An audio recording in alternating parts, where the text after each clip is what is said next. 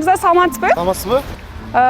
Маекти кайдан улантчак экен? Баары эле шаардан, баардыгы эле ушул Ак үйдөн, Эс Алуу паркынан кылышат. Биз маекти балким сиздин туулган жериңизге Алайга барып улантабыз. Макул анда, кеттик. Мына достор, бүгүн биз Ош облусунун Алай районуна келдик. Алай районунда баарыбызга белгилүү болгон саясатчы, журналист Жанар Акаевдин саясатка чейинки басып өткөн жолу тууралуу бейне теле долбоорубузду ачып берүүгө аракеттенебиз. Анда биздин чогуңуздар Жанар өзүңүздүн айылыңыз тууралуу айтып берсеңиз. Чоң рахмат. Алай районуна кош келипсиздер. Мына Бишкектен, Борбордон дээрлик 800 километрге жакын жол жүрдүк. Мына Бишкектен Ошко чейин 630 километр, бул жагы 120 километр. Ошондо 700 километрден ашык жол жүрүп, мына тоолуу Алай районуна келдик. Мына көрүп атасыңар, мына азыр апрель, мына апрель келип калды. Бирок Алайда баары кар жатат. Көрдүңүздөр, мына ушул жерден азыр Гүлчө Алайдын борбору, андан ары биздин айылга барабыз дагы. Ошол айылда мен чоңойгон, окуган мектеп, бала бакча, ошонун баардыгын көрөбүз азыр. Толу Алай районуна кош келипсиздер дагы бир жолу. Анда маекти достор, Каулан айылынан улантабыз.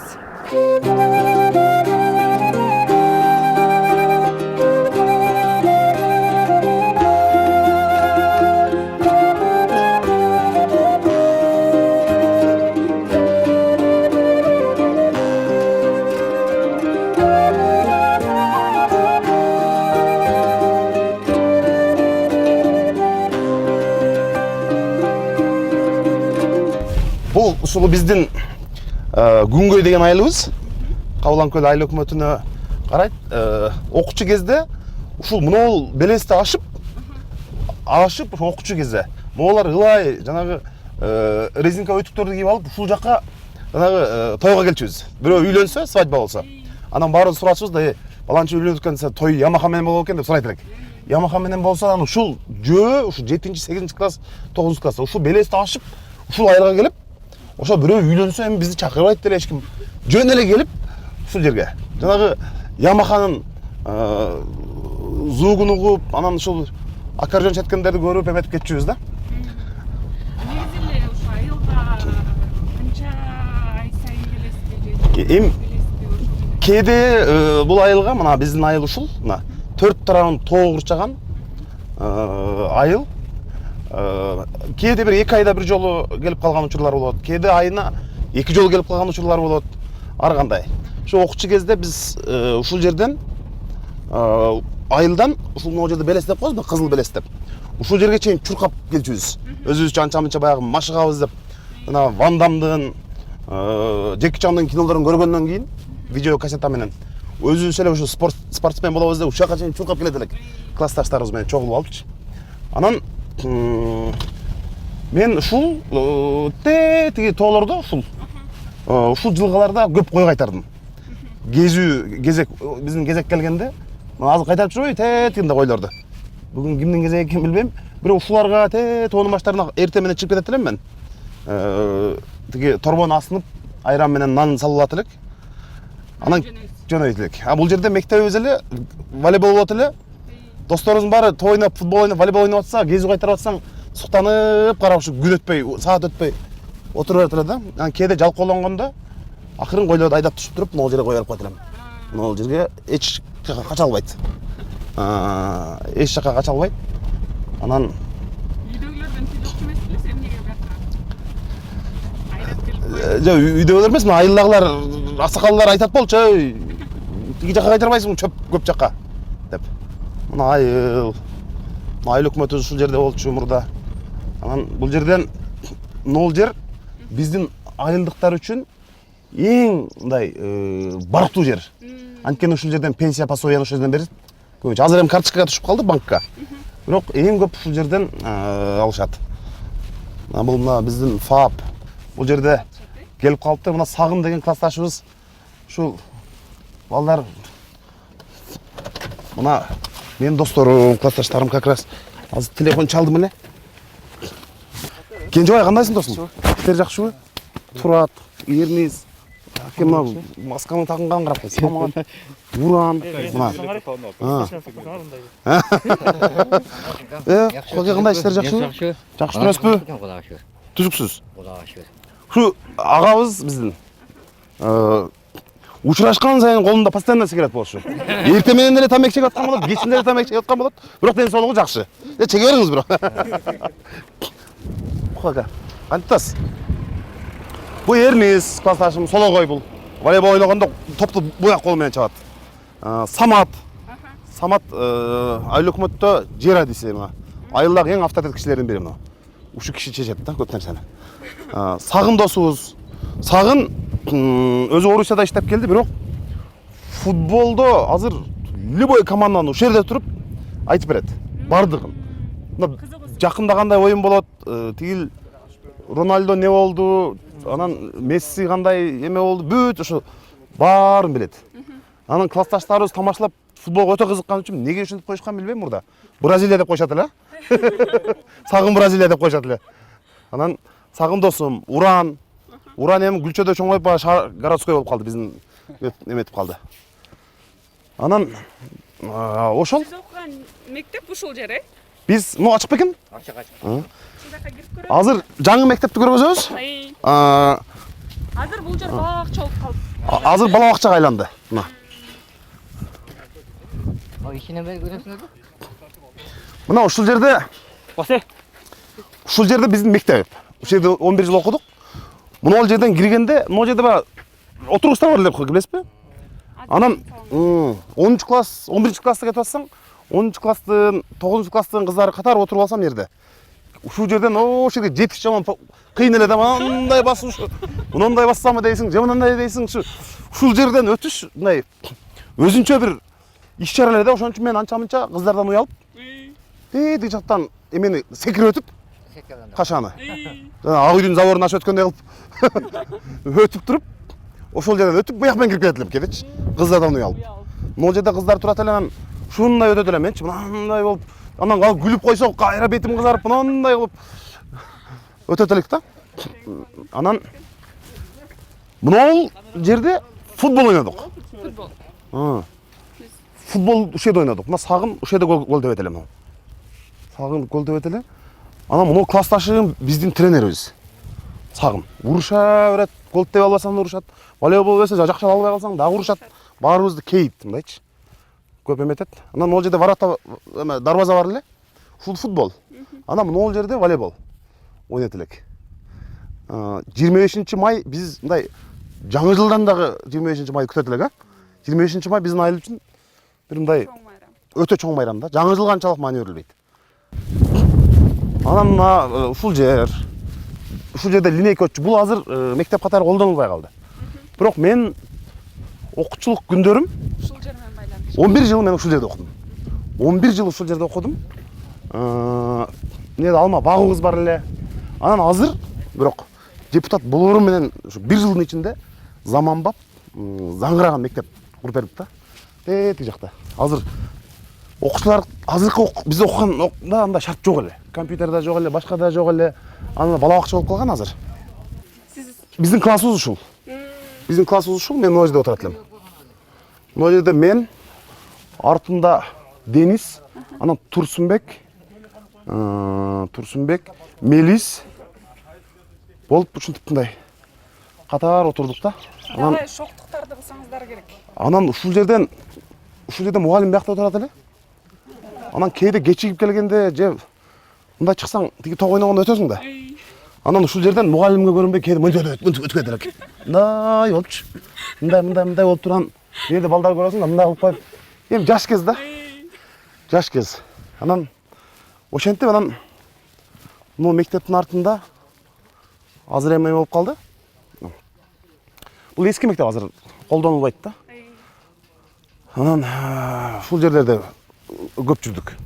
Анан окуучулар болуп, ошол кээде айран, эмелерди алып алып могул жакта көп жүрчүбүз. Кышында бул жерден тиги жылгаяк тебебиз.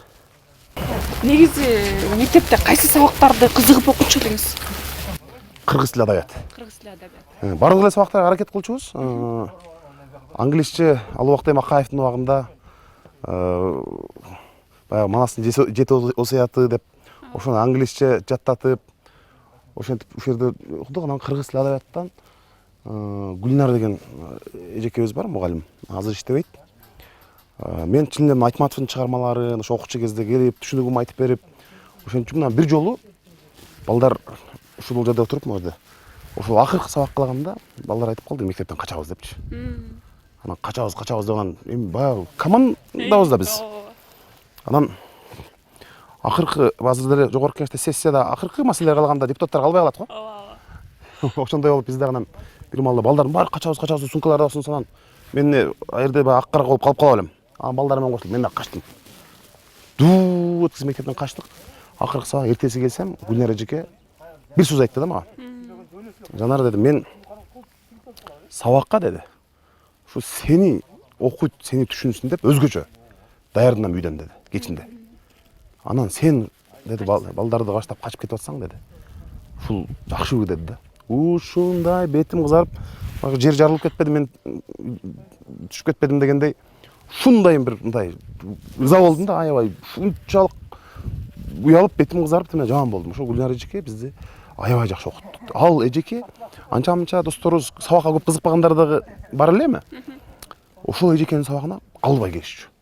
Калбай, кадимкидей мындай ушундай айтып берет эле, Султан Мурат менен Мырзагүлдүн сүйүүсүн, Данияр менен Жамиляны ушундай айтып бергенде биз элестетип эметчүбүз да. Анан география Гүлжамал эжекебиз, орус тил, англис тилден Гүлжан эжеке, Токтогул агай деп бизди окутту. Баары эле. Негизи биринчи мугалимиңиз ошол Токтогул агай деп, Токтогул деген агай. Анан ушул жерде жүрдүк. Бул же директордун кабинети эле? Адашпасам. Жок, багашында ушу, бул жак завуч болчу, Сабуштар отурчу. Я директор болуп отурчу. Директордун кабинетине кириш мындай эмеле да. Баягы өтө тартипти катуу бузсаң, эметсең директордун кабинетине кирип анан мындай катуу эскертүү берчү. Катуу эскертүү берчү. Ушул жерден өттүк. Нарк класста да окудук, бир 3-4 жыл нарк класста окудук. Четте. Мектепти карап ушул учурда бир аз эле окуучу окусаңыздар керек э, анда. Бизде ошо 600ге жетпейт эле, ошо бир 550дөй окуучу бар эле. Могул жерде линейкага ушул жерге чыгат элек. Жана кээде баягы кызыл эме тагып койчу да, билесиңерби? Сагын. Моюнга. Семетей сейтек малас коткондо. Ошундай. Анан бир жолу могул үй Тагайбек деген абабыздын үйү. Аксакал киши азыр. Ошол жерде алма. Бүт алмалар. Анан акырын барып, могул жок эле андачы. Анан барып алма урдап, ким эле Кутман кармалып калдыбы? Анан урдап бир жолу алма урдап атсак, ээси көрүп калды, Тагайбек көрүп калды, анан бизди кууду жанында таякты кармап алып, бир маалда келди, өзү дагы сүрдү мондай киши. Мондай, Анан канчанчы класс ошондо? Канчанчы класс элек Самат? 3-4 болсо жок, чоңураак эле. 6-7 эле. Чоң эле калганда, анан келип биз каяка качмак элек. Ошондо бияка качсак болмок экен, Баарыбыз мектепке кирип качтык. Таягын көтөрүп мектепке кирип келди. Ошондо мына класста окусак керек элебиз. Мына окусак керек эле. Ушул жакка кирип барганда. Качан чыгып кеткен ошондо? Ким? Тенис бар бир мес, тенис. Айнектен чыкканбы? Үстүнөн бир мээден чыгып кеткен эле. Бул жерде бир тешиктер болчу да, бир мээде орточкада. Коридордо болсо. Коридордун бир мээсинен кармалып. Анан кирип баягы эменин алдыларына кирип кетип анан кармап алганда, ошондо кармап бир катуу таяк жегенбиз баарыбыз. Ушул жерде. Экинчи урдабас болдуңуздар. Же кайра эле бардыңыздар? Экинчи эми очерет менен урдап аттык ошо кийин эле андай. Жана той ойносок мисалы. Биздин эми акчадан койбойсуң да. Ким жеңилип калса, барып алма урдап келмей калат элек да. Анан алма урдап келдик, ошентип эмете элек. Могул жерде бозо сатат эле урмат жеңе. Бозо сатат эле. Дарыбызга барат элек чогуу. Анан ошондо бир лакомка деген немелер чыгып атты эле. Шоколадтар. Ошондо биздин балдар жаңы чыккан лакомка күчтүү эле да. Анан лакомкадан коет элек кээде. Анан 8-мартка келатканда ошол өзүбүздүн кичи ушу 8-9 класстын кыздарына биз 10-11 класс болсок. ошо лаком алып берет элек, бирден. Самат бирөө менен жүрөт эле айтпайлы койн азыр дейм. Тамаша. Классташы катары айтып берсеңиз. Мен атым Самат Сактанып, Жанар экөөбүз 11 жыл кошо окуганбыз. Биринчи ушу 4-класска чейин, 6-класска чейин бир класста окудук экөөбүз. Кийин анан 6-класста бөлүнүп кеттик. Ол Б класска өттү, мен А класста өттүм. Анан кызык күндөр өтүп атты. Анан ошо 11-класста алган несинде да мен экөөбүз баягы мектептен 11-класс болгондон кийин президент шайланыш керек да. Ошондон анан мен койдум А класстан, ол Б класстан койду. Кийин анан ошондо мен ошо күнү шайлоо күнү ишим чыгып келбей калдым беле. Кийин ошо эжекелер аркылуу бирдек ол президент болуп кетти, мени премьер-министрге түшүрүп койушкан да. Ошол жер эсте калды. Анан мына жакта окуйт элек анда биз 6да экен. Мына жерде дагы бир эски мектеп бар эле. Ошол жерде дагы бизден чоңдор менен деле мушташ көтөрөт элекпиз. Өзүмө 80 шок элек да, 82-жылкы балдар менен келип алып төбөгө сокту деп уруп ойнойт элек улар менен. Анан олар бизге атака кылса, биз көптө уруп коет элек уларды. Көп элек да, 80. Биз көп элек да. Ал мезгилде биз 2004-жылы бүткөнбүз. Мектепти аяктаганыбыз 2004. Ал мезгилде жаш элек, бирок анда ойлогон эмеспиз. Айылдан мынчалык мээ чыгат депчи. Кийин өзүнүн кызыгысы экен, өзүнүн ушундай умтулуусу экен, менеткештик экен. Азыр журналистикадан пресс-секретарга жетти. Атамбаевдин кеңешчиси болуп, андан кийин депутаттыкка барды. Ошо кылган менеттери айылга көп эле. Сүйүүсү ол убакта эмнеде токсуй деп коебуз. Ошондой болгон, бар жоосун башыбызга эле келген. 14-февралда бизден 1 жаш кичүү кыздар менен сүйлөшчүбүз. Анан 14-февралда чакырып калды. Анан биз барып, алар ошо эми кайсы класс дейсизби? Кайсы классыңыздарды? Биз ошондо 10-класс болсо керек, по-моему 10-класс болсо керек. Анан эми чакырып калып, барганбыз чогуу эле. Чогуу барып отуруп, анан 1-2 саат отургандан кийин анан ул убакта эми айылда азыркыга окшоп талаага эч ким кетпей, айылда окууну бүтүп эле армияга барып келгенден эле айыл жергесинде болчу. Бизден улуулар, ошолор чакырып алып анан кичи төпөштөгөн. Төпөштө ошентип жакшы деле отурган эмеспиз эми. Ул убакта ошондой болгон экен да турмуш тиричилик, эми азыр бар жогу ыйгына түшүп болду. Сиздердин айылыңыздагы эле кыздар болчу алар, Ооба, ошо бизден 1 жаш кичүү эле кыздар болчу. Азыр алар айылдабы? Эми азыр айылда экенин билбейм, эми бар жок турмуш куруп, ушундай өзүнүн семьясы менен болуп кетишти. Алды. Бияқта мамазар болдыңыз, көчөдөн азыр содан татырдасың да. Кымбаттады бирок. Ал кымбат, Кудайга шүгүр жакшы. Биздин кыздар үчүн эми айыл жеринде мал менен тегилип калат. Мал кымбаттап, былтыркыга салыштырмалуу быйыл бир кыйла жакшы. Айрыкча мына айыл жеринде жашаган дыйкандар үчүн мал пул болгон аябай жакшы болуп атат негизичи. Мына Өзбекстан менен Тажикстан тартып атат да, бизде коштолгон мамлекеттер. Азыр бул кой канча болду атат? Ушул кой былтырлары 5000, азыр ушу 8000 калды. Токтун да. Мына уйлар былтырлары болсо 50.000 эле, азыр 65, 64, 63 ушундайдан болду. 10-15 миң. Азыр эл үчүн аябай жакшы, карапайым элге малдын кымбаттыгына аябай жакшы болду. Эл ушу менен тирелик кылып, айыл жериндегилерден ушулар үчүн жакшы. Кудайга шүгүр болуп турат. Жомарт ака биздин айылда эң кадырбактуу кишилердин бири. Ушул кандай жакшылык, жамандык болбосун, мал керек, аяк-паяк болсо бүт Жомарт акага кайрылабыз барыбыз. Ошо? Негизи Жанар мырза тууралуу 1-2 сөз айта кетпейсизби? Жанар бул эми жаштайынан бул баланы биз кичинесинен билебиз.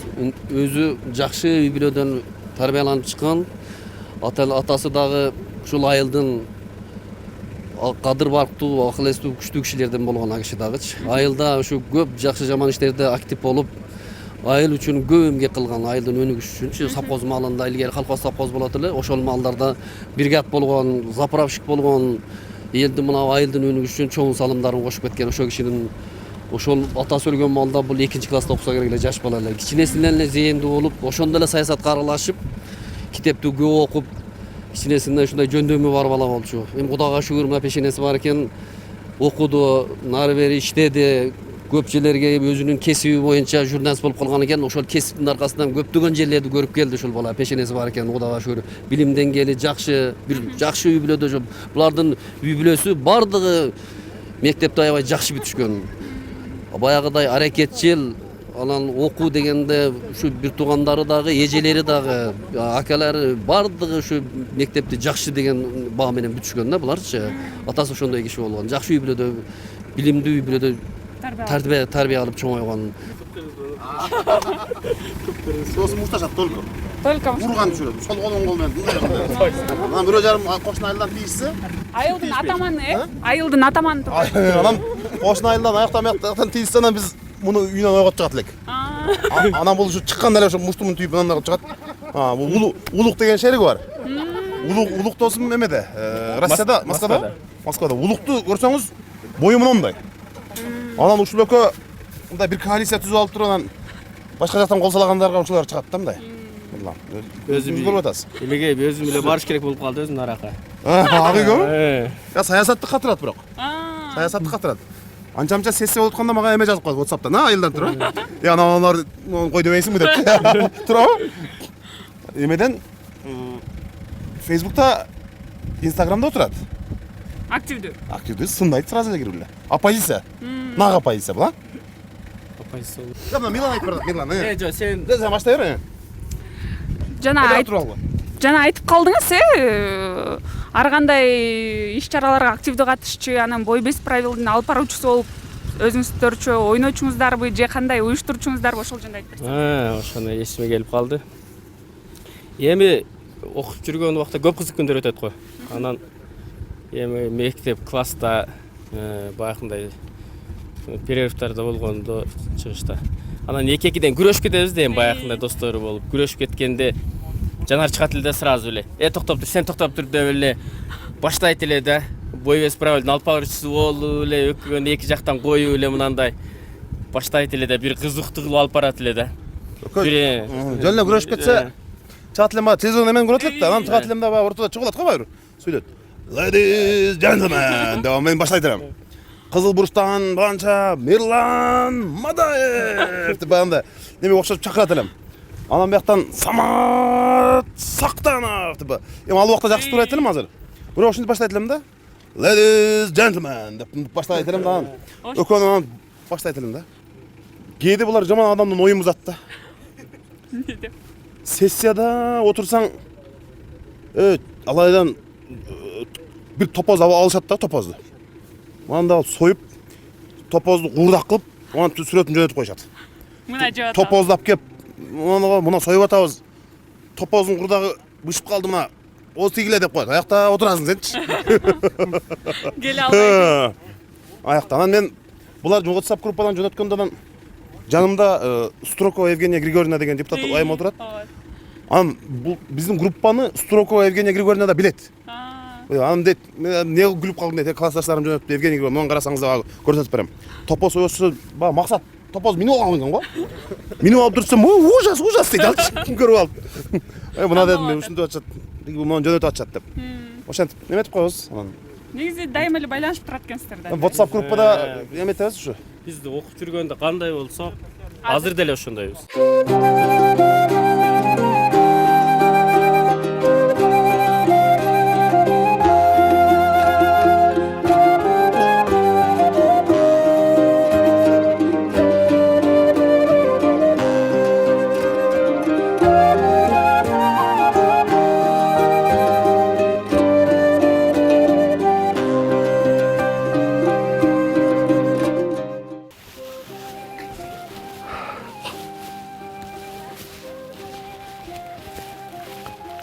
Pitkichga жаңгана? Жөн келбей, камерамен. Жакшы. Кандайсың? Кайсың көрүнөт? Кандай жатасың? Асылың кандайсың? Күтүп турасызбы? Кандай? Жакшысызбы?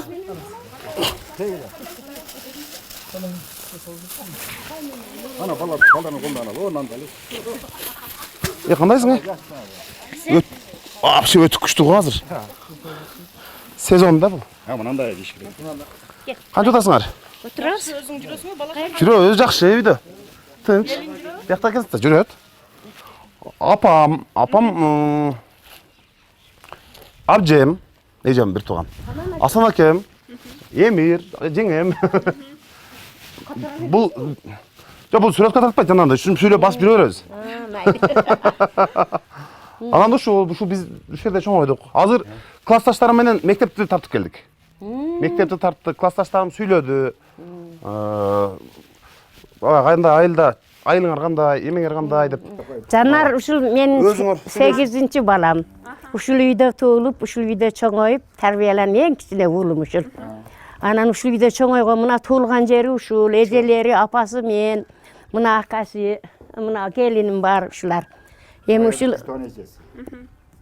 ана алып келе берсин. Анан кийин Өзүңүз канча жашка келип? өзүм 76 жашка чыктым.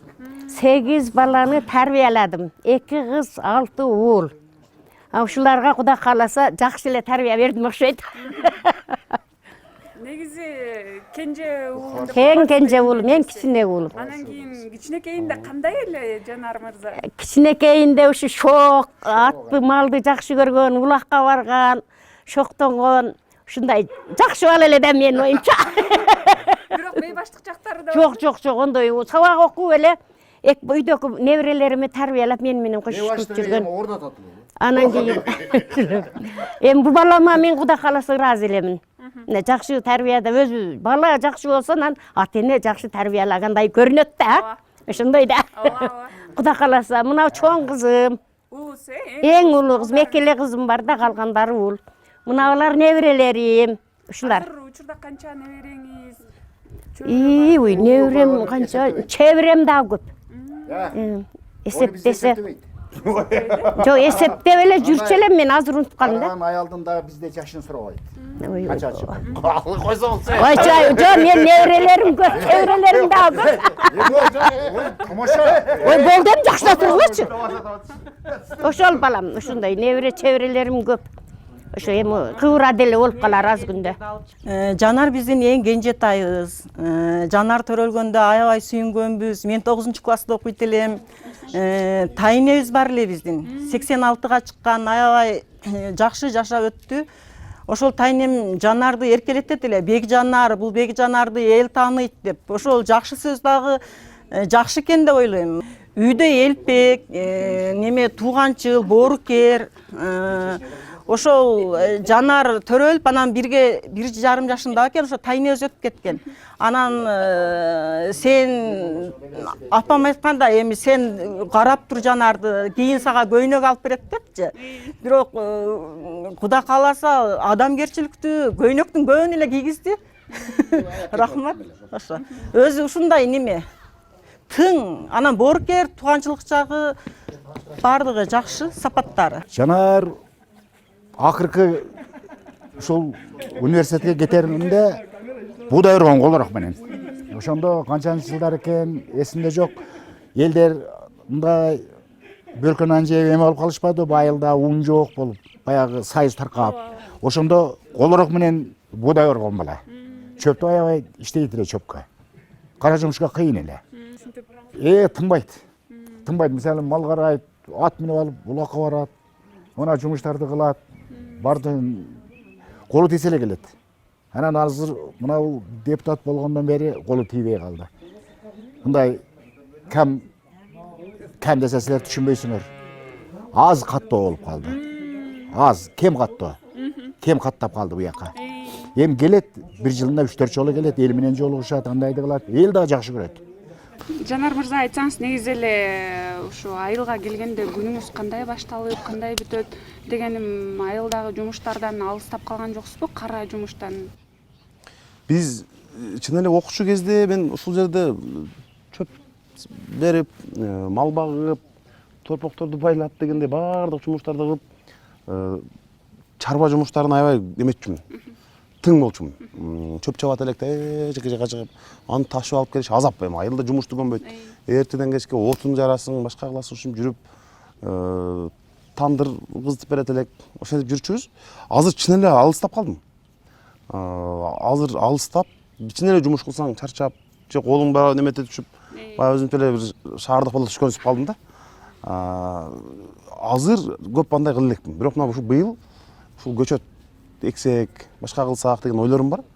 Анан айылга келгенде эле тууган урук сразу чогула калат. Сүйлөшөбүз, башка кылабыз. Анан классташтарым келет. Алар менен сүйлөшөм. Анан жанагы жакшылык жамандыктарга барып катышабыз. Өзгөчө мектепте болом сөзсүз. Анан ушул жерде жүрүп мен баягы кыялданганды өтө жакшы көрөт элем. Ушу малга чөп салып атып, ушул жерде жүрүп, анан өзүмчө күн тийгенде бул жерге отуруп алып, китеп кармап, окуп, ушу сынган кылычты ушул жерде эле окудум.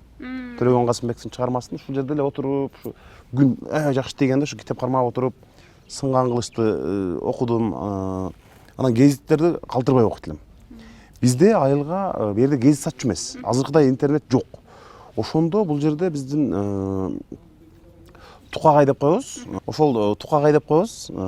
Гезиттерди ошол киши алдырат эле.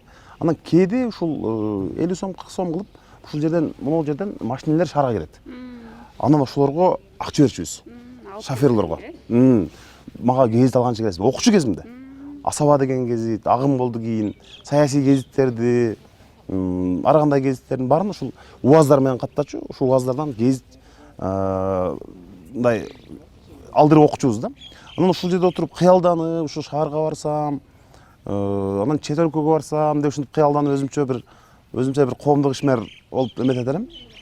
Анан мына кошунабыз, биздин кошунабыздын жанагында чоң радиосу бар эле.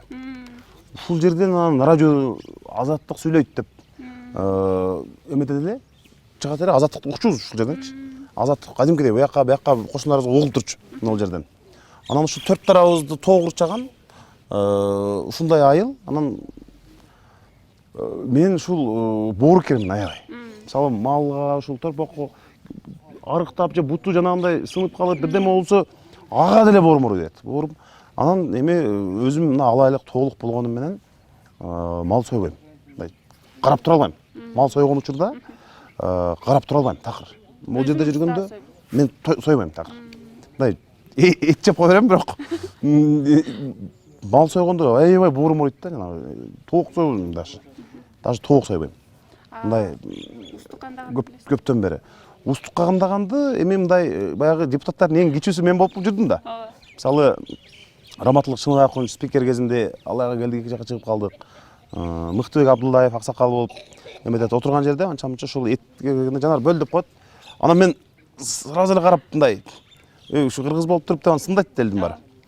Эметпесин деп ошол жерде бирөөнүн жардам сурай калып, анан бирок азыр билип калдым уже мындай жамбашты буга тартыш керек, муну буга тартыш керек дегил деп. Эми өтө жакшы билбейм, бирок болжолду билем да. Анан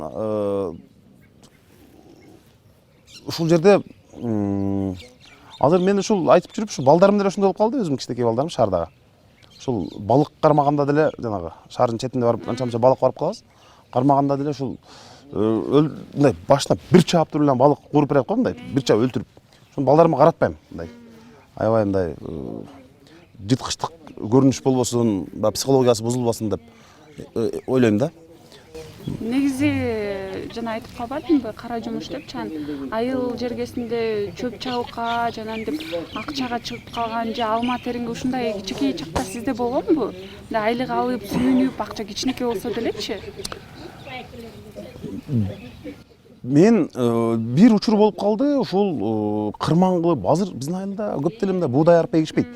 Ошол убакта буудай эгип, кырман кылып, буудайды алып келип, бул жерде жана сокко менен, сок белек менен мындай чаап, анан тегирменге алып барып, ошентип анан уну кылып алып келчүбүз да. Азыр андай жок, даяр унду эле сатып алып атышат. Мен ошол жанагындай буудайдын калганын жана терип машактап коет. Буудайдын органдон түшүп калган баштарынан бери терип алып келип ушинтчүбүз да. Ошол убакта бир ошондой заман эле. Өзгөчө мына жүгөрүдөн нан жеп калган учур болду. Мен эми өтө баягы 90-жылдарда ушундай окуялар болгонун билем да. Анан өзүм деле өтө мындай жакшы болуу эмес, ошон үчүн баягы кара жумушту мен бул жакта ошо акчага иштеген учурлар деле жок. Айылдар бири-бирибизге мисалы бирөө сарай куруп атса ага барып бирөөбүз жардам берип, анан бирөөбүз бизге куруп атсак, бизге келип жардам берип, ушинтип эле таш керек болсо досторубуз келет, алардыкында бир күн ошентип ымала кылып эле иштейбиз да. Азыр эми баягы портерлер пайда болуп калыптыр айылдарда, бүт эле портер. Көрдүңүзбү? Мал эметкен деле портер ташыган деле. чөп ташыган деле портер бүт аттарды ушул эки жакка анча мынча мингенге гана анан же ушу көкбөрү улак тартканга гана минилип калды да. Ат эшек мындай бошоп калды. Айылда бүт эле портер болуп калыптыр. Негизи биринчи айлык алып канча айлык алгансыз? Эсиңизде эмне кылгансыз? Эмнеге коротконсуз? Биринчи ушул студент болуп жүрүп, мына Алмаз Исманов деп Оазис деген бир журналга макала жаздырды мени. Макала жаздырды. Анан ушул биринчи курсумда эле. Биринчи курсумда эле макала жазып, анан баягы гонорар берет экен да. Мага ар бир макалага $40 деп 2 макала жазсам $80 берди. Анан мен $80 баягы качан түгөнөт дегендей кылам демчи. Ал убакта доллардын бир аз күчү бар, анан $80 алмаштырдым дагы. Анан биринчи курс өзүм шаарга жемей баргам. Анан айылда эстеп кетмен сатып алдым. Күрөк сатып алдым. Ошо чарбага керектүү жумуш эмелер сатып алдым дагы, буюмдарды. Анан атайын вокзалга түшүп айылга берип жибердим. Үйдөгүлөр таң калып, эми студентке акча жөнөтөт да. Айылдан. Мен биринчи курсуман баштап үйдөн такыр тыйын албадым. Биринчи курста гана бир 4 айдан кийин жумушка келгем. Ал убакта эба студенттик кезде акча албай эле иштедим. Анан гезитте иштеп, кирип эле макалалар жазып жүрдүм. Ана эртең көрсөтүп берем. Макалаларды жазып, анан ошол гезитти менин макалам чыкса, ошо айылга берип жиберип, үйдөгүлөргө сыймык да гезитке деп анан окуп буларга гезит берип жиберип, ошо биринчи айлыгыма күрөк, кетмен, керектүү нерселерди алдым дагы жазында. Жер чаба турган убакта салып жибердим. Үйдөгүлөр болсо ооз ачылып калыптыр. Таң калып. Анан кийин эле мен 3-курстан баштап эле ошо биринчи курсумда 4 айдан кийин эле Ошмонун студенттик гезитинде иштедим, анан телевидениесинде иштедим. Анан алып баруучу болуп өзүмчө чыгып алат элем мындай. Анан немеге азаттыкка кирдим анан 4-курсуман баштап. Анан студенттик күндөрүм чынын айтсам мындай бир семичке чагып, жанагы паркта жүргөн учур дээрлик жок. Болбоду менде такыр. Арнамыз туу тутушат, алайдын салты башка, аксакал карыялар, алардын наркы башка, арстандай жигиттери. Мына айылга келгенде эң жакшы көргөн тамагым өзү мен. Şu айылда очоко казанга жана шаарда жумуртка куруп жейбиз да биз баарыбыз элечи. Газга эмеге мен айылга именно очоко отту жагып туруп, казанды асып туруп, үй жумурткасы бар го. Үй жумурткасын сарымайга курусачы. Сап сары болуп, анан жанагы Бишкектеги биз жеген жумуртка эртең менен такыр башка. Ошону анан келатканда, үйгө келатканда сөзсүз чалам мен. Тиги жумуртка барбы депчи. Анан бияқта кичине тоок торозу бар. Анан жумуртка метет, анан сарымай сөзсүз болот. Үйдө анан муну алып келип туруп мына сарымайга жумуртканы кууруган вообще сонунда. Негизи Азыр вот иште көбүрөөк алып калыптыр. Апаңыз же жеңелериңиз даярдап береби же өзүңүз иштеп? Жок, даярдап берет анан кээде эгер айылда 3-4 күн туруп кала турган болсом, Өзүңүз 3-4 күн. Өзүм эле. Мындай кылып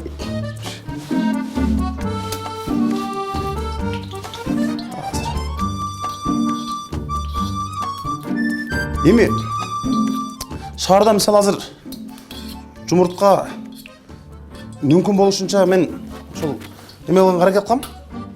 Үй жумурткасын алгангачы. Анан ошол жерден барып сурап жумуртка барбы деп сурайбыз дагы неме айтам да мына.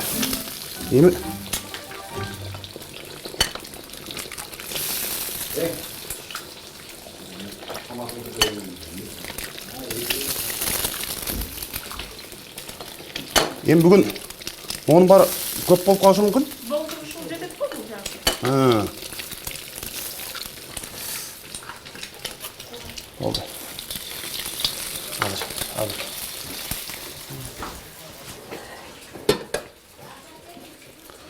Tuzlu. Biraz tuzlu. Seyip dur, anam ben de alıp dur hazır. Ne olacak işte. сармайга курулган жумуртка таптакыр баягы Бишкектеги үйдө жанагы народныйдан алып же базардан алып үйдө таптакыр башка мына.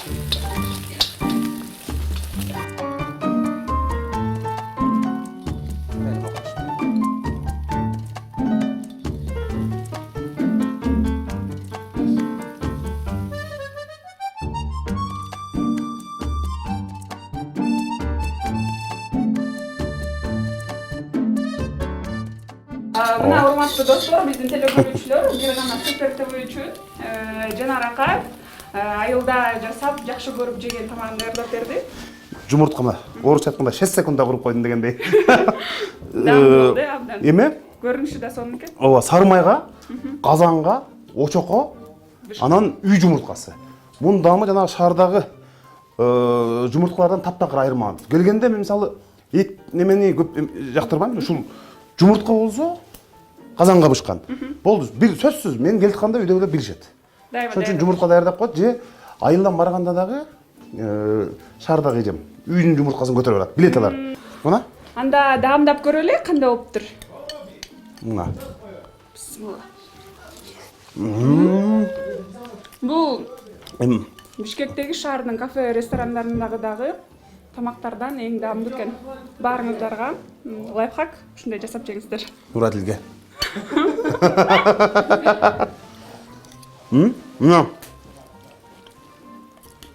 Муну сен тажабайсың да. Мунчу. Аябай таамдуу экен эле. Сармайга.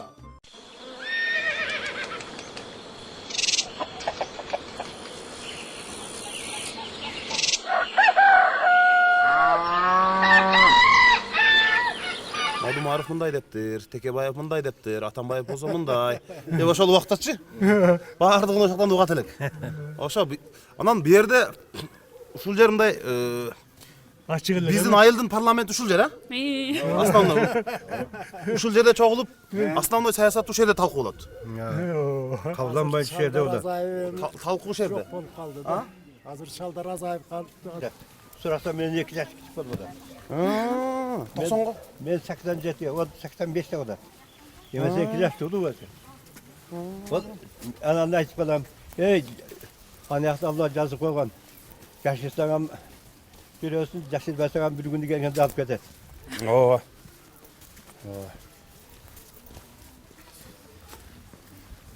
Тажик аксакал биздин айылдагы эң кадырлуу аксакалыбыз, чоң молдо өзү. Бул жагы Баткен эмеден барып келдиңиз, Кыргызстан көп жерин кыдырдыңыз, анча-мынча даватка чыктыңыз. Калган жок ишер. Эки сыйрадан, 100 сыйрадан барды. 50 көйүндө. Биздин өзү бул жакта Матис Сопу атындагы мечитибиз бар эле, ал эле турат азыр. Анан бирок баары бир мына заманбап ичи кенен, айылда намаз окугандардын саны көбөйүп атат, Кудайга шүгүр. Азыр Кудай кааласа кабылданбайча биздики жакшы. Тажик абага мен ол ыйык Курандын котормосу Темиралы Кунашев деп. Анан эмеси менен түшүндүрмөсү менен экен. Шунун өзгөчөлүгү ушунда дейт. Ар бир аятты сүрөнү чечмелеп берген экен да. Ошондой кылып которуп чыгарыптыр мына. Шуну мен атайын барып өзүнөн алып, ушуну сизге алып келдим. Şu жаңыдан чык, рахмат. Жаңыдан чыкты бул китеп. Жаңы чыгыптыр. Жаңы өзүнүн Темиралы Кунашев деп ушул аябай бир илимпоз киши өзү. Ислам динин аябай жакшы түшүнгөн, билген, билген жазат да. Анан түшүндүрмөсү менен, ар бир эменин түшүндүрмөсүн жазыптыр. Үйгө барганда эмегенде ошон сизге белек.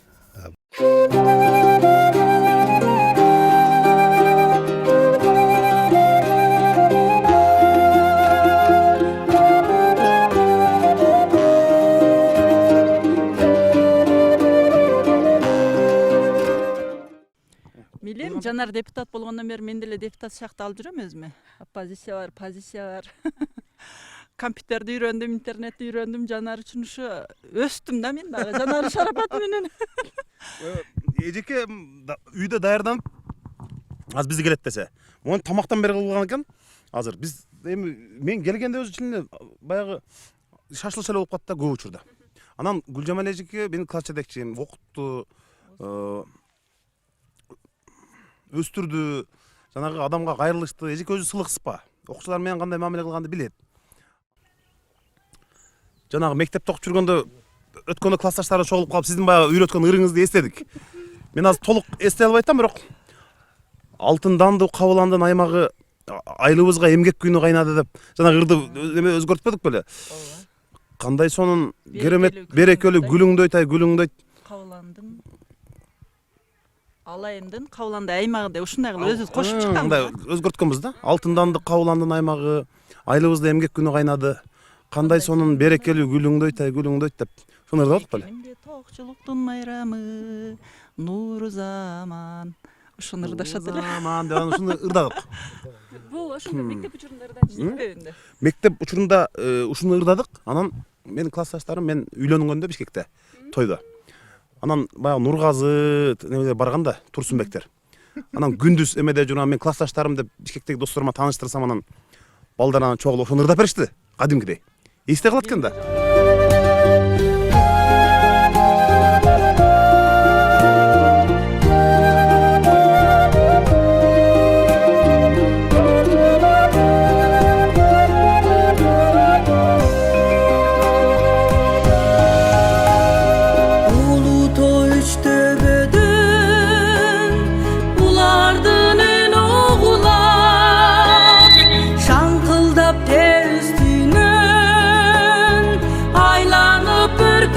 Uçak al pamir çokuları.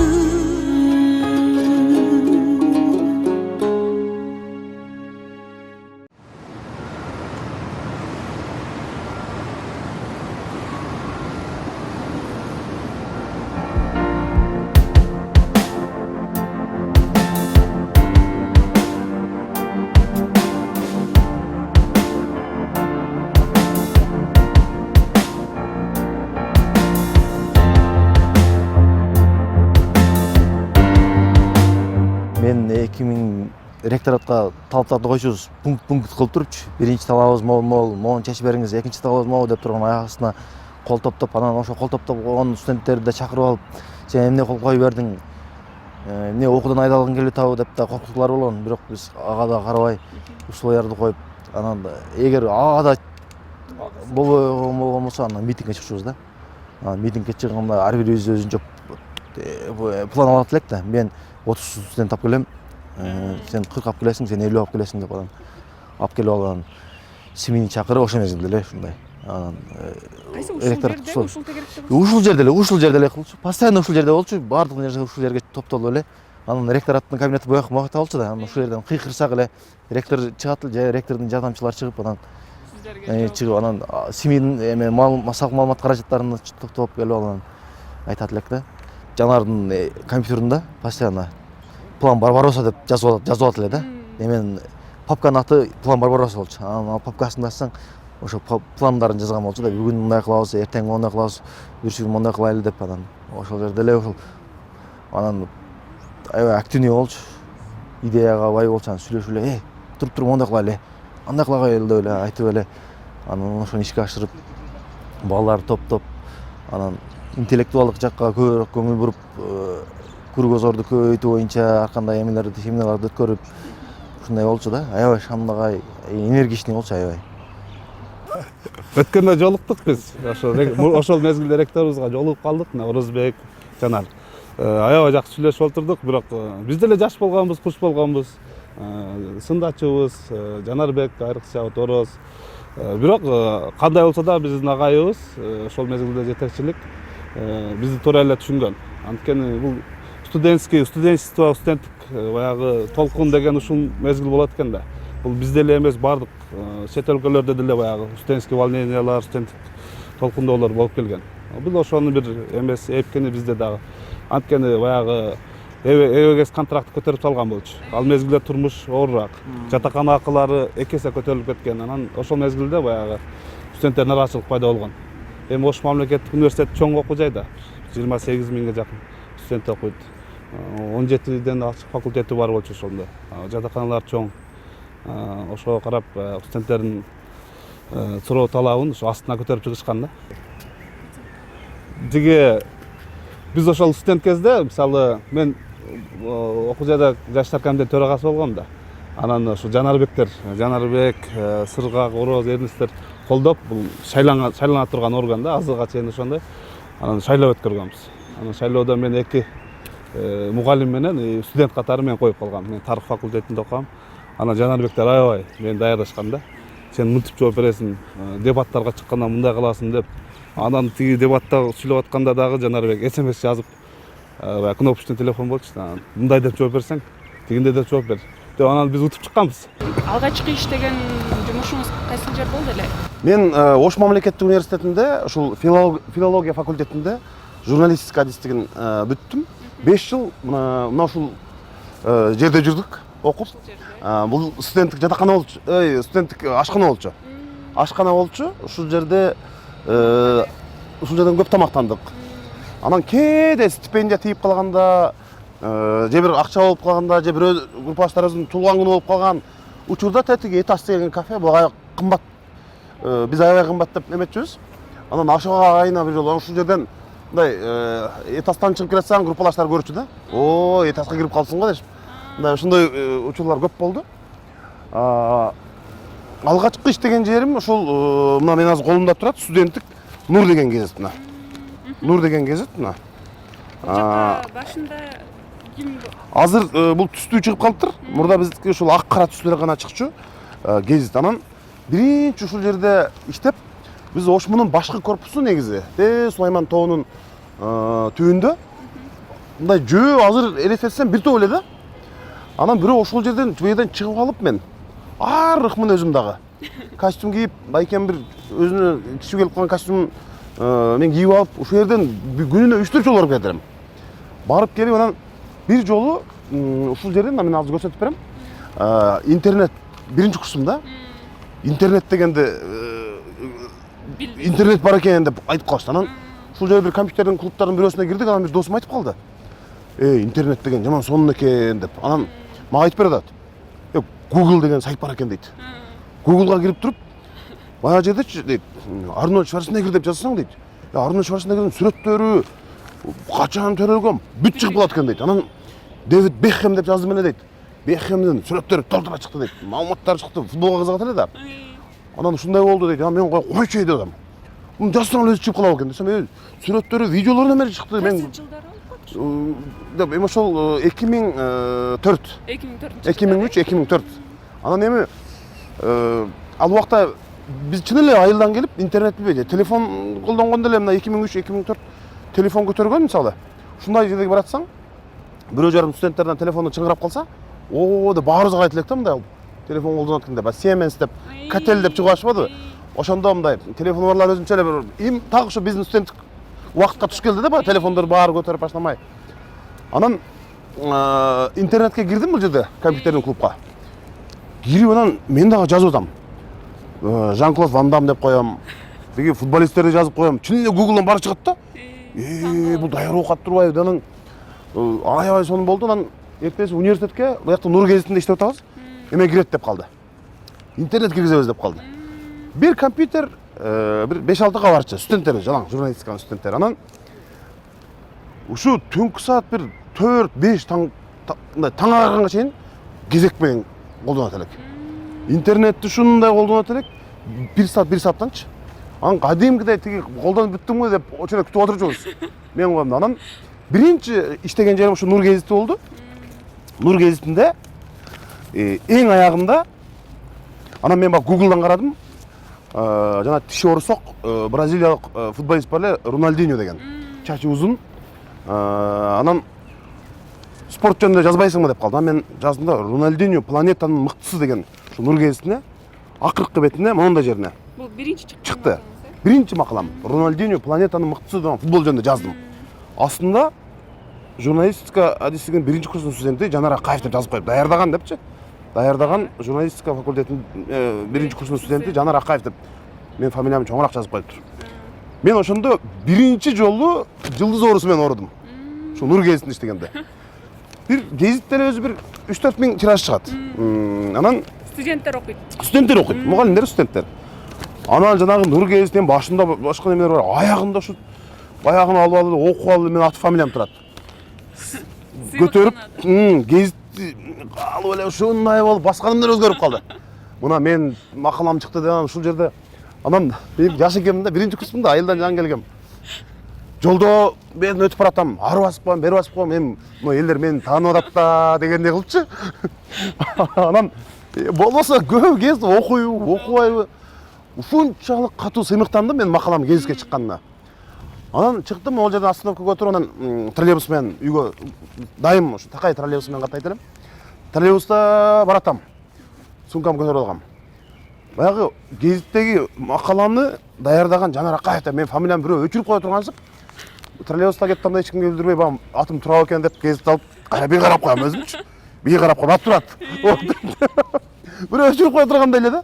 Анан аябай, анан үйгө жетпейм, үйдө чогуу жашагандар кандай. Мактангым келет да. Ошентип анан биринчи жолу мен жылдыз оорусу менен оорудум. Кадимкидей мындай. Макалам чыккандан кийин эми басканым деле өзгөрүп калды. Могул жерде эртеси костюм кийип келдим мындай кылып. Анан дагы жаза баштадым да. Жазып анан биринчи ушул стимул болду. Айлык деле ушу бир 200 сомбу, 300 сомдон карматып коет эметкенге. Анан ошол менен жазып баштадым. Анан кийин уже бир 5 ай өтпөй мындай оппозиционный журналистке айландым. Университеттин гезити, университеттин акчасына чыгат. Анан мен ошого неге студенттик жатаканалардын шарты өзгөрбөйт, неге жакшырбайт деп анан оппозиционный эмелер жаза баштадым. Сүрөткө тартып, ажатканаларды сүрөткө тартып чыктым. Газ жок, студенттердин турмушу деп анан эме макала жаздым. Биздин контракт төлөгөн контрактыбыз кайда кетип атат депчи. Анан ректорат таң калып эле, бул өзүбүздүн гезит болсо университетке, студенттерге маалымат берип коюңуз, бул саясатташтыра баштады уже деп. Анан мен ошентип анан гезиттен кеттим. Университеттин телевидениясында иштедим, ошол эле.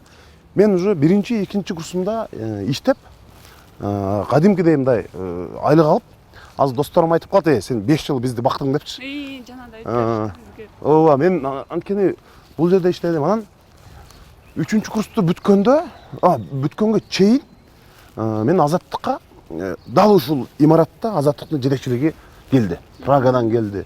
Төрөкул Дооров, Бөбүкан Досалиевалар келди. Анан ушул жерде Мирлан Токталиев, могул залда, могул жерде, экинчи этажда тегерек зал бар. Ошол залда Азаттыктын эмеси болду. Кастинг. Ошко кабар чалазып. Анан мен ушул залда отурдум дагы, чыгып туруп Азаттыкты сындадым. Силердин дедим Азаттык плюс деген программаңар бар. Эмнеге региондорго чыгып айыл ападагы жаштардын турмушун көрсөтпөйсүңөр? Бишкекте студияда эле отуруп алып дедим, 10 чакты жаштар келет, анан ошол жерде эле маселени талкуулайсыңар дедим. Региондорго чыкпайсыңарбы дедим. Баткенге баргыла, айылдагы жаштар эмне эмелек ошону көрсөткүлө дедим. Анан ыңгайсыз суроолор деген бар дедим программа. Мисалы дедим, ошондо айтып атам да, эми эсимде так 2008-жылдар экен, анан 2009 бүттүм, 2007-жылдар экен. Анан мен айтып атам. Ыңгайсыз суроолорго дедим, мурда гезиттердин архивин карабайсыңарбы дедим. Мисалы Феликс Кулов дедим. Монтип сүйлөгөн, анан тигил монтип сүйлөгөн.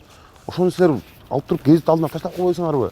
Неге саясатчылар бир сүйлөп анан кайра кийин ойдан кайта берет деп десем, onu да кылып туруп калышты. Анан бүткөндөн кийин менин телефонумду жазып алып, чалды, деп тапшырма берди макала. Аны жасадым, анан Азаттыкка өттүм дагы университеттен. Көбүнчө ошо 3-курста уже мен кадимкидей иштеп баштадым да. Азаттык Оштого кабарчысы болдум. Диктофонумду, микрофонумду көтөрүп алып, жүрүп элет элем. Анан бир күн мени ушу эптеп университеттен эртерээк бүтүп келсек башташты. Ушул жерде студенттерди чогулттум.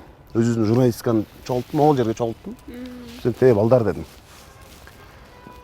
Мен бюджетте окуйм дедим. Силер контракт төлөйсүңөр дедим. Ошо силер төлөгөн контракт дедим. Ошмуда 27 000 студент бар экен дедим. 27 000дин баланчасы бюджет менен окусун. Калганын силердин контрактыңар өзү каяка кетет дедим. Эч ким билбейбиз. Силер билишиңер керек да. Мисалы дедим, мына студенттик жатаканалар. Жашаган жерибизди карагыла дедим. Оппозиционный менин баягындай настроим, оппозиционный ишмердигим ушул жерден башталды. Ушул жерден студенттер чогулттум дагы айттым, биз талап кылышыбыз керек. Деп анан студенттер чогулту, анан ректоратка бир калп айтпайм, бир 1000ге жакын, 500 мындай сүрөттөр бар менде. чогултуктагы митинг кылдым анан. Микрофонду кармап алганбыз. Анан студенттер жарымыңар бияктан кирип келгиле дедим. Бияктан кирип келгенде дедим 100дөн ашык студент, 100дөн ашуун студент бияктан кирип келди. Анан ушул тиги деп эшикти жабабыз тиги бул дегенде бирөөбүз бияктан кирип келебиз дедим. Жарымыбыз. Силер бөлүнгүлө дедим. Даярдандыңыз. Студенттерди даярдадык. Аябай. Чыгып сүйлөйбүз, тиги бурдан барган студенттерге контракт ачык айкындуулук болуш керек. Биздин төлөгөн акча эмне болуп атат? Жатаканадагы шарттарды жакшырткыла деп. Бир 3-үчү курсумда ошо азаттыкка чейин, жумушка чейин. Анан ошол жерде митинг Бакиевдин убагы. Ал убакта митинг кылып бийликке каршы чыккан бул мындай чоң эрдик болчу да. Аябай тартип катуу, эме анан Айрыкча студент. бүт смейлер жазды. Студенттер окуyan айда берсем эмне болот мисалы. Анан чыктым дагы мен мисалы журналистикада окуйм дедим. Акча контракт төлөп атышат дедим. Бир диктофон, бир компьютер коюп койсоңор жок деген дедим. Камераны тартканда фотоаппаратты кантип иштетиш керек, диктофонду кантип иштетиш керек. Журналисттер билбейт дедим, анткени студенттер. Анткени эч нерсе жок экен. Ушул кантип болсун деп анан талапты коебуз, анан ректорду кабыл алды бизди, тегинти кадимкидей эсептешип атабыз. Анан ошондон мен мындай биринчи жолу митингке мындай уюштуруп чыгып ошол жерде мындай саясий ишмердүүлүк ушул жерден башталды да. Негизи эле журналистикага кайтайын же болбосо ушул багытта дагы бир иш алып барайын деген ойлоруңуз барбы алдыда? Ооба.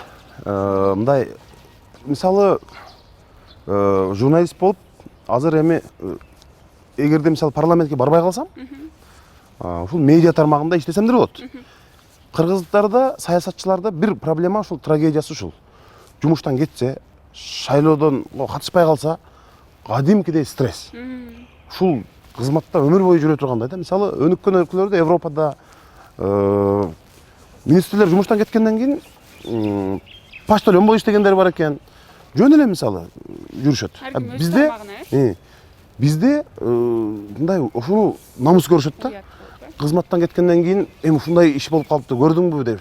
Ошондой дешет да. Жок, мен антип такыр ойлобойм. Эгер жумуштан кетсем, башка ушул журналистикада деле иштесем болот да. Негизи кетип саясатка бурсак, ушу сиз айтып атпайсызбы, ушул жерде башталды депчи.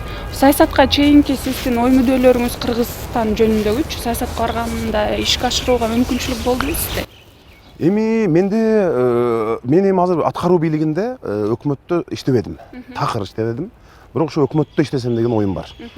Парламенттин миссиясы, милдети бул 3 так көрсөтүлгөн милдети бар. Бул биринчиси эл өкүлчүлүк, мыйзам чыгаруу жана мыйзамдарды көзөмөлдөө. Мен ушул парламентке келгенде эле мындай көп кишилер менен акылдаштым. Ошолор айтышты да мага, саясатта көп жылдан бери жүргөндөр. Жанар, бизде эл өкүлчүлүк милдетти сен көбүрөөк аткар деди. Мисалы Дооронбек Садырбаев, башка биздин улуу инсандар негизинен ошол көбүрөөк эл менен иштешкен. Мыйзамдарды өкмөт чыгарсын деп анан ошондой бир кеңештерин беришти. Мен өтө оор учурлар болуп калды. Мен эми 3 президент менен иштештик. Атамбаев менен Жээнбеков менен Садыр Жапаров 3-үчү президент менен иштешип атабыз. 6 өкмөт башчы. Ошонун баары иштештик. Анан мен ушул жерде жүргөндө саясатка барам деп ойлочумун. Барам, бир журналист болом, анан саясатка барам деп мындай ойлорум бар эле. Эми өзүм өтө кызыкчумун да. Бирок мен саясатты мындай өзгөчө парламентте сыртынан көрөт элем да.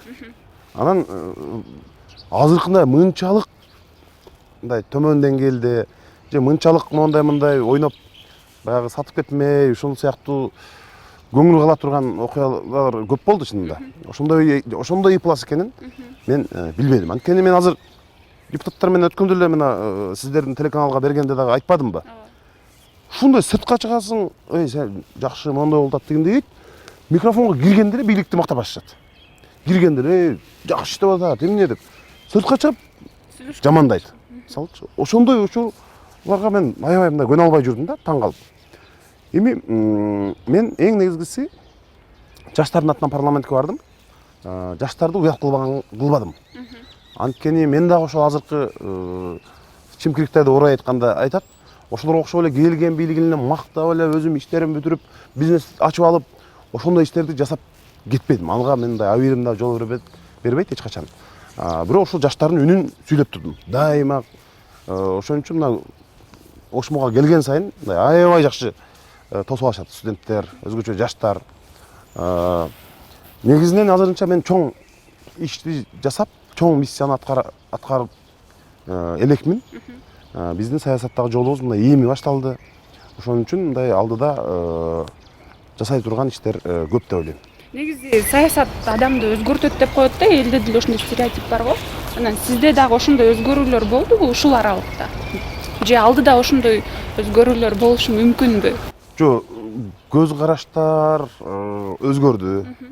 Аябай эле. Бүт нерсени ичинен билип, мисалы, журналист кезде мындай элем да, мен азыр мамлекетчил болуп калдым. Бийликчил эмес, мындай мамлекетчил. Журналист кезде Кудай сактасын, могул жерде өрттөнүп атса, мен биринчи эле оюм ушуну тартып чыгарышым керек деп эле мындай биринчи ошого келет эле да. Мына азыр тартаман чыгарам азыр. Элден мурун мен чыгарышым керек деген ой келет эле. Журналист кезде. Азыр биринчи эле оюм эч ким жабыркабады бекен. Өчүрүш керек. Мамлекет органдар келди бекен, же МЧСке чалыш керекпи? Ал кетет. Анан тиги буга канча акча кетет? Оңдош үчүн. Бюджеттен каяка акча бөлүнөт экен деми? Же жергиликтүү бюджеттен бөлүнөт экен? Деп мындай неме келет. Кадимкидей мындай мамлекетчил болуп эметип калат экенсиң да. Мисалы, мени көбү айтат да, буга эмне жагат, дайыма келген бийлик оппозиция жок. Бийликти айтып деп, сындап, мындай тизгинин тартып турган адамдар болбосо, мен көрдүм да, бардык бийлик өзгөрөт. Эгерде баарыбыз эле президентти мактап, биздин азыркы президенттин саясатын, өкмөттү сындап атканыбыз, биз алар үчүн өтө чоң жардам. Эгерде таптакыр сын болбосо, тизгинин тартып турган, көзүн мая бастырбай кармап турган, уурдатпай, мындай тонотпой, талатпай монтип турган адамдар болбосо, бүт үй бүлөсү, бала чакасы, аялдары аралашат, тууган уруу аралашат. Өзүм каалагандай жүрөм дейт да, анга түшөт. Ошон үчүн биз жанагы мактай берген адамдарга караганда биз пайдабыз көбүрөөк. Эгерде биз ушинтип турбасак, мисалы азыр кой эл эмне дейт, депутаттар эмне дейт деп келген бардык бийликтер короп туруш керек. Мындай чочулап туруш керек. Кой, азыр депутаттар көтөрүп чыгат бул маселени. Могул тууганымды кызматка коюп койсом, эртең эле айтат. Могул коррупционер менен иштешип кетсем, эртең эле депутаттар айтып чыгат деп турат. Бул мамлекетке мындай чоң пайда. Анан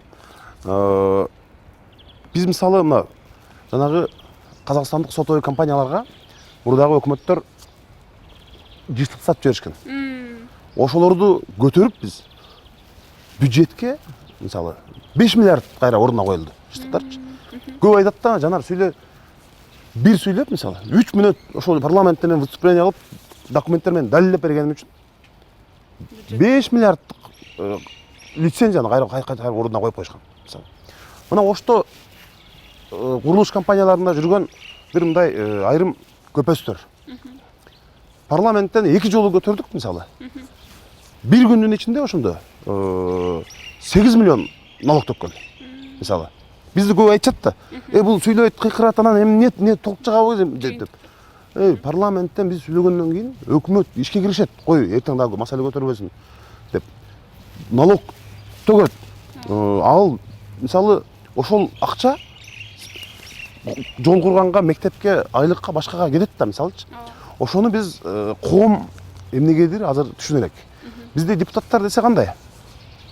Ал акчалай жардам бериш керек деп түшүнүшөт көпчүлүгү. Бизге баргандардын көпчүлүгү ушундай. Албетте элибизде жакыр, көбүндө акча жок. Анан айылдарда жана майрамдарда келип жылкыларды союп, берип, пакеттерди таратып, ошондой бир немеде иштеш керек. Депутат мындай кайрымдуулук кылган бай эме ойлойт да элдерчи. Мына бул жерде Кыргызстанды түптөгөн кишилердин бири Жусуп Абдырахманов турат. Азыр мен көрүп эстеп атам. Жакында эле ушу Жусуп Абдырахмановдун өзүнүн жазган күндөлүгүн китеп кылып чыгарышкан экен, ошону окуп калдым.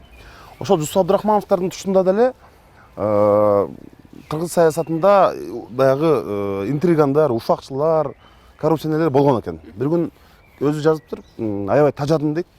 Уурлардан дагы, ушакчылардан дагы, мени жамандап барганында интрига кылгандардан дагы Төрөкул Айтматовго барып айттым дейт. Мен кетем, кызматымды тапшырып берем, кетем десем, Төрөкул Айтматов аябай мындай ташка тамга баскандай бир сөз айтты дейт. Ошондон кийин мен ордунда калып элиме иштегенди узарттым дейт. Жусуп дептир. Сен интригандарды, ушакчыларды, коррупционерлерди жек көрүшүң мүмкүн. Аларды жек көрүшүң керек. Бирок сен Кыргызстанды жек көре албайсың. Ошондуктан иштешиң керек деп айтыптыр да. Биз деле ошол азыр. Депутаттарды жаман көрөбүз, башканын баарын саясатчыларыбызды жек көрөбүз. Бирок Кыргызстаныбызды жек көре албайбыз. Азыр ушул жерде окуп жүргөндө биз ошол сессияны көрүп калтырбай. Ошол Дооронбек Садырбаевтар сүйлөйт эле, Абсамат Масалиевтер, Текебаев, Мадумаров, Куулов, тиги Сариев, аябай мындай сессия башкача болчу да. Парламент мындай ушундай бир салмактуу болчу. Президентти алып кеп, мен Аскар Акаевди алдына коюп алып булар такалап эле мындай. Ошентишчү. Азыр ошол парламент жок. Алсыз. Биз ушул жерде окуп жүргөндө ошол парламентке барууну кыялданып, бирок ошондой бир ошол инсандар иштегендегидей парламент болсо деп ойлойт элек. Мен азыр каалоом деле ушул. Азыр деле ушул депутаттар деле мындай өткөндө мен сиздерге берген маекте дагы айттым. Бийликти мактай берет, эметет, бирок чыксаң эле кайра жамандайт да, туура эмес кетип атат. Көпчүлүгү ушундай. Баары эмес, бирок көпчүлүгү мындай ошентишет да. Ошон үчүн парламент мындай башкача болсо жакшы болмок да. Негизи жыйынтыктоо суроо болчу. Ошо Кыргызстандын келечегиндеги кооптондурган эмне маселелер бар бизде азыр? Эгемендүүлүк, мисалы биз бүт көз карандыбыз, кошунабыз Кытай, мисалы дайыма Кытайдан жардам сурап басып жүрөбүз. Мен эң арданганым мына азыр президенттер, буга чейинкилери деле бардыгы ушул чет өлкөгө визиттин карасаңыз, жардам сурады, ушинтип техника сурады, ушинтип эле басып жүрөбүз да. Эми биз деле мисалы бир кайсы бир өлкөгө жардам берген, же болбосо мындай өзүбүздү баккан өлкө болушубуз керек да. Мына жакында Казакстанга барды, монча даана ок дары берди деп жүрөт. Өзбекстанга барып тиги чыгарган эмелерине суктанып мисалычы. Ошентип жүрөбүз да. Биз эми карын сурабаган нормалдуу мындай мамлекет болушубуз керек да. Ошондуктан кооптондурган нерсе бул бийликке мындай сабаттуу адамдардын, парламентке сабаттуу адамдардын, адилеттүү адамдардын, билимдүү адамдардын келбей атканы көп элибиз Кыргызстандын өнүгүшүнөн мындай үмүтү өчүп чет өлкөгө кетип атканы ошол мындай абдан өкүндүрөт. Бирок мен баары бир ишенем, биздин өлкөнүн мындай келечеги бар, өнүгөт, демократиялуу, адилеттүү, мындай бир калыстык орногон, эли мындай байгер жашаган өлкө болоруна мен толук ишенем. Сизге чоң рахмат анда Жанар мырза, негизи эле ушу Алайга чейин келип бизге сонун маек куруп бердиңиз. Сизге эркин микрофон болсун, көрүүчүлөргө кайрылып кетсеңиз болот. Эми Кыргызстанда тынччылык болсун, стабилдүүлүк болсун, ар бир адамдын үйүндө жакшылык болсун. Бизди сындап тургула, туура эмес иштесек, туура иштесек, мындай адилеттүү сөзүңөрдү айтып тургула. Ушул эл бизди мындай жарандык көзөмөлдүн күчтүү болгону бул аябай жакшы да. Мына урматтуу теле көрүүчүлөр жана катталуучулар, биздин бейне теле долбоорубуздун алгачкы каарманы, саясатчы, журналист, жаш саясатчы десек дагы болот, Жанар Акаев болду. Кийинки берүүлөрдө дагы саясатчылардын бейнесин ачып берүүгө аракеттенебиз. Биз менен болгонуңуздар үчүн чоң рахмат.